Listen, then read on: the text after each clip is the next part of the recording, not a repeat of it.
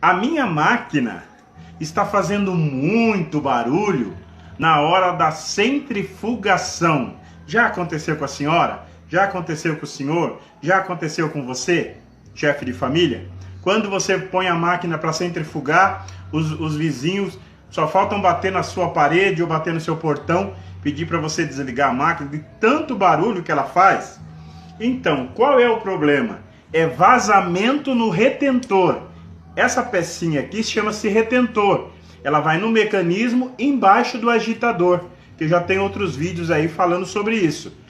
Quando esse retentor ele danifica, ele fica folgado, então começa a vazar água por esse retentor. E no mecanismo tem dois rolamentos, ó, rolemã, tá vendo? Vai uma em cima e vai outra na parte inferior.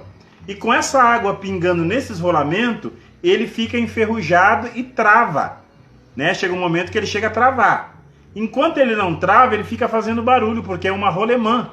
Então, na hora que dá os 180 graus, né? Aí começa a fazer aquele barulhão que incomoda todo mundo.